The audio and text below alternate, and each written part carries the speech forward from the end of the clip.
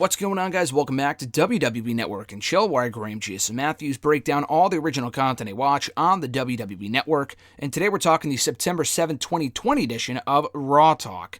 So we're back with Charlie Caruso and R-Truth. They kick off the episode, and Charlie, you could tell oh so desperately, wants to be like partners with Truth and be his best friend and all this other stuff. She's like, oh, Char-Truth, it's a thing. And then R-Truth, this entire opening for the show, is like, this is dumb, like, I want nothing to do with this, it's great. She, questions whether she's also part 24/7 champion because they're co-host on this show. And Truth goes, yeah, it doesn't exactly work that way. You're like my wife's daughter's cousin's, twice removed, whatever type of thing. And she's like, oh, I might still be associated with the championship. It still might be partly my title. So I thought that was dumb.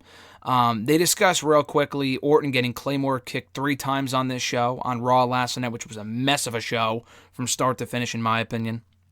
They talk about the ending to Raw with the Mysterio family beating up on Murphy with the kendo sticks, which was a fine angle, but the camera cuts were fucking atrocious. Oh my god, they just made that entire finishing sequence to Raw completely unwatchable. And then they quickly discuss Retribution, and Charlie brings up Truth. You better be careful, you're also the 24/7 champion. They didn't say specifically they were coming for you, but you never know. You should have eyes in the back of your head no matter what, just in case. So they also quickly talk about the Cedric Alexander heel turn, which they don't call it that, of course, but I thought that was easily the best part of Raw this week, was Cedric turning on Ricochet and Apollo and seemingly joining the Hurt Business. I'm not fully sold on that yet. It seems like he is a member of the group, but that whole thing with Shelton backstage, I don't know, they kind of hinted at the fact that he might be not a double agent, but just entertaining the idea of joining the group and not actually joining the Hurt Business. But Caruso, I was kind of surprised that she said this. She went so far as to say that she can almost see things from Alexander's perspective, and that he also brought up on Raw this week that, he did it because Apollo's focused on the United States Championship, and Ricochet, he's a loser, he calls himself the one and only, so what am I doing bending over backwards for you guys when you won't do anything for me? And I'm the one eating these beatdowns every week on Raw. So in his mind, he's like, well, listen, I'm better off either with them or on my own. So he turned on them, and she can understand that. So I was surprised that she said that, because usually the WWE interviewers and the commentators are like, oh, how could you do that, blah, blah, blah. But he makes a lot of great points. So yeah, what he did was not ideal from a moral standpoint, but his motivation for doing so, not exactly wrong. Let's put it that way.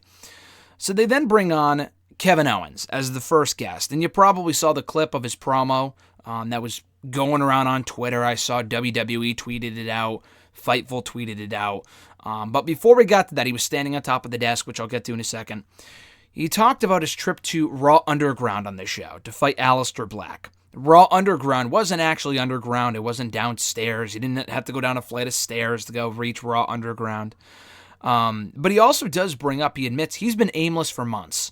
He beat Seth Rollins in a great match at WrestleMania, one of the highlights of his career, picking up this big win at WrestleMania. But he hasn't really done much of note since. He got hurt a couple times, missed a few tapings due to the whole COVID thing. Not that he got it, but he wanted to be, take precautions just in case, wanted to be cautious. So he really has not done a lot in a while until this Aleister Black feud came around. So he goes, listen, I had to sit through the Aleister Black promos last year when Aleister Black was begging for a fight. Oh, fight me, fight me, fight me. He brings those up, which was funny. And he also brings up how they faced off prior to WWE in a match in Germany many, many years ago. He goes off on Dabba-Kato, a.k.a. Babatunde. That's forever what I'll know him as. That's probably what I'll call him. Dabba-Kato is I just probably won't remember that. It's just a dumb name, too. Babatunde was perfectly fine. But anyway, so he goes off on Dabba-Kato, who interrupted the fight between Owens and Black on Raw Underground this week. He laid out Black, he laid out Owens. So he goes off on him, and that's when he got on top of the table here on this show, on Raw Talk. He questions how long he can continue to get stomped on before something changes. And he also acknowledges, listen, I used to do some pretty dastardly things several years ago to get my point across. But I've realized that I was a terrible person. I did a lot of terrible things. I'm trying to do the right thing now.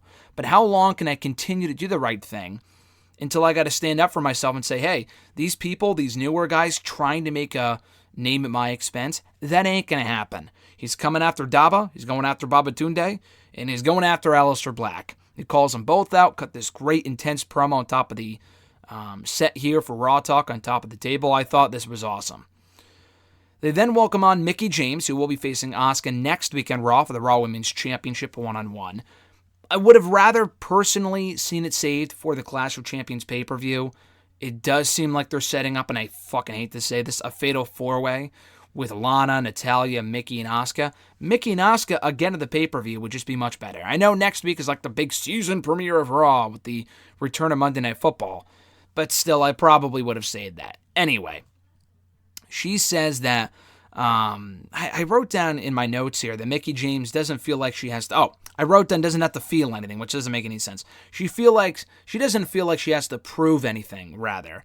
As a former multi-time women's champion, she really has not done a lot in recent years since coming back to WWE almost 4 years ago.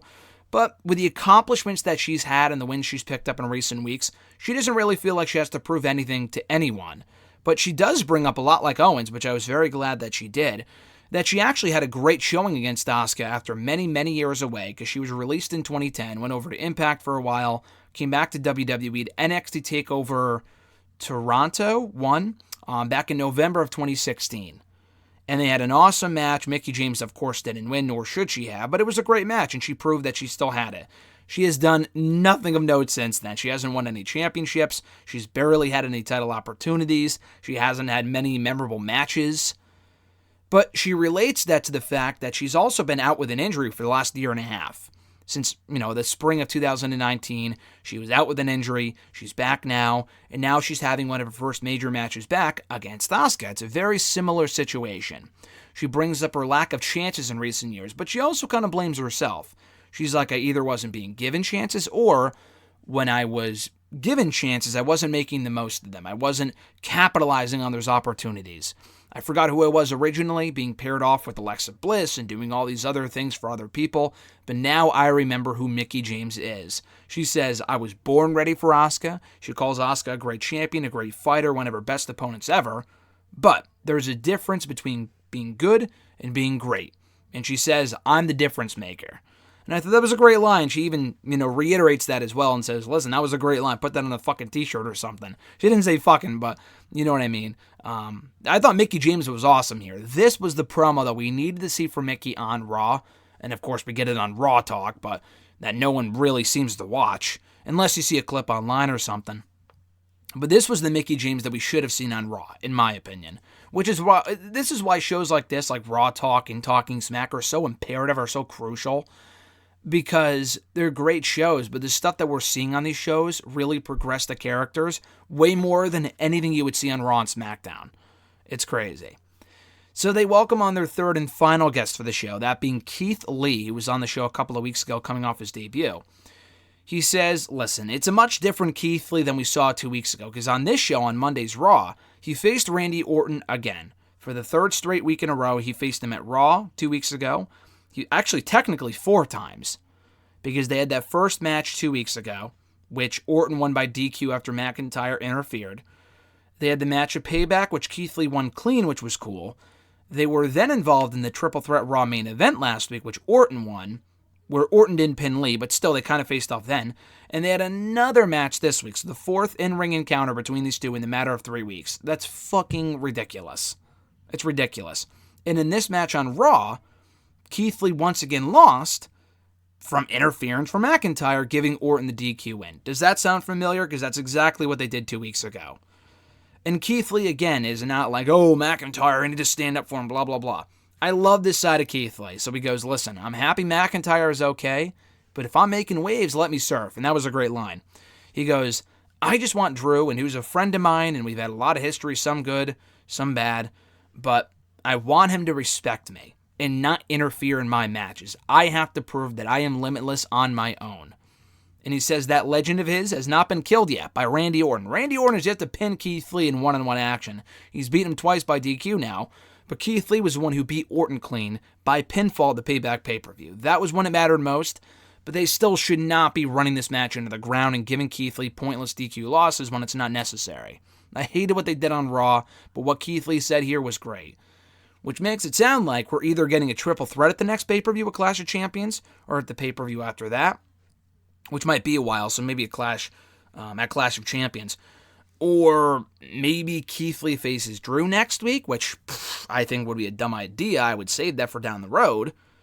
But yeah. Anyway, so that's what happened with Keith Lee in the episode, and I guess we'll see what happens with him next. And hopefully it doesn't get lost in the shuffle. I'm glad he's involved in the WWE Championship mix, but they shouldn't be throwing Orton Lee out there on TV multiple times in the span of a few weeks. They shouldn't be throwing Drew McIntyre versus Keith Lee out there next week on Raw.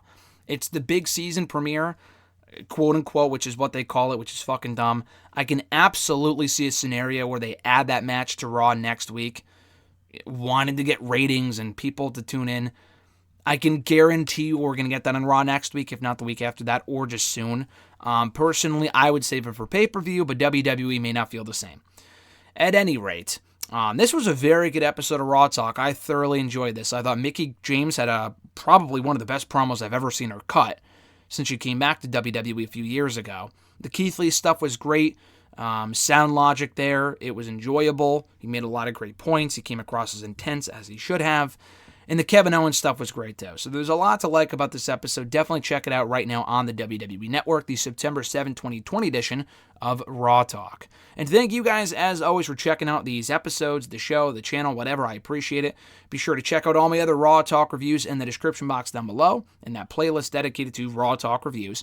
Be sure to like the video, drop a comment, share the video, and subscribe to the channel for more daily content. We're quickly approaching that 4,500 subscriber mark, so subscribe today if you're not already to be notified, and also with that little bell button as well to be notified every time a new video goes up every single day here on the channel. So until next time, guys, have a great one. I'm Graham G.S. Matthews, and I'll catch your ass down the road.